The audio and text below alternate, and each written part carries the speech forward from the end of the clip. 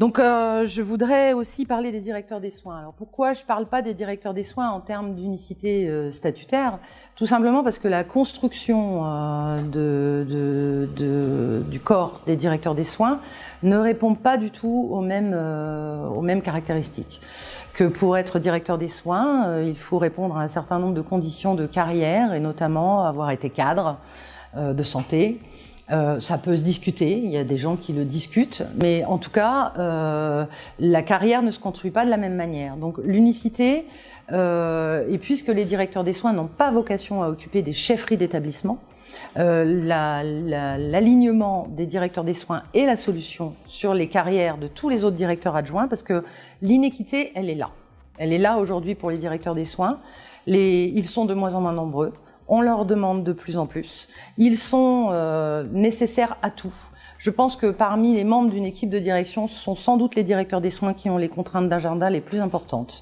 Parce que rien ne peut se faire aujourd'hui en termes d'organisation des soins, d'organisation des services, d'organisation territoriale sans les directeurs des soins.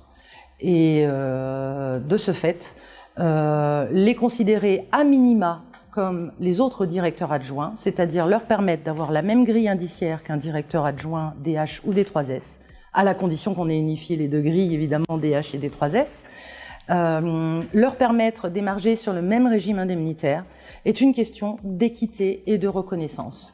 La reconnaissance, tout le monde en a plein la bouche pour les directeurs des soins.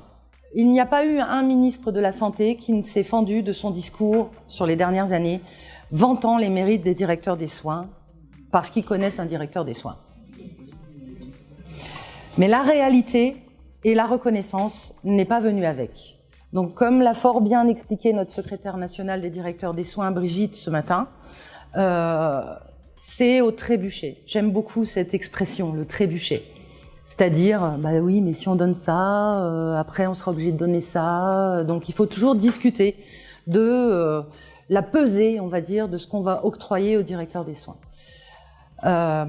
Pour nous, c'est une situation d'une totale injustice.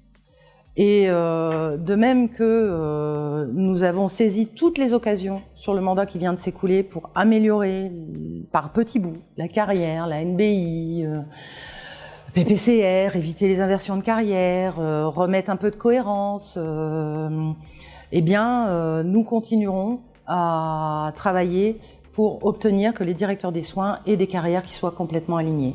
Imaginez un seul instant que, si je vous dis, ce matin, on vous a parlé des évolutions des emplois fonctionnels. On vous a expliqué que les emplois fonctionnels obtenus pour les directeurs des soins, ce n'était pas ce que nous souhaitions. Nous souhaitions des grilles de directeurs pour les directeurs des soins. On nous a octroyé 100 emplois fonctionnels. Eh bien, il faut savoir que seuls les 3 emplois fonctionnels, qui sont les coordonnateurs généraux de l'assistance publique hôpitaux de Paris, de l'assistance publique hôpitaux de Marseille et des HCL, ont le droit de toucher la même chose qu'un directeur adjoint avant qu'il ne passe à l'échelon fonctionnel. C'est-à-dire, ils ont la hors échelle B.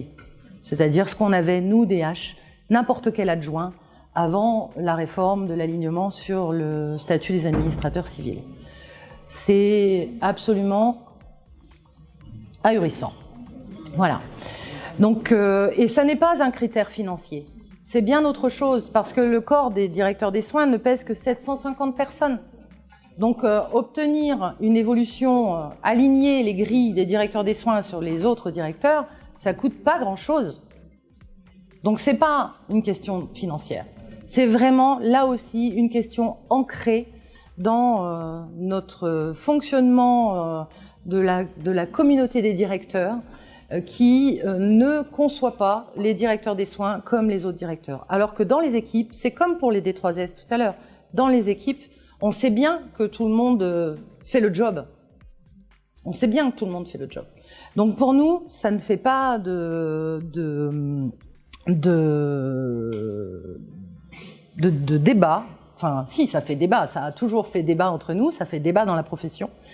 Mais en tout cas, nous sommes, et nous l'avons revalidé lors du congrès de 2016, l'objectif pour la fonction publique et les corps de directeurs de la fonction publique, c'est l'alignement des DS sur les autres directeurs, et c'est l'unicité statutaire.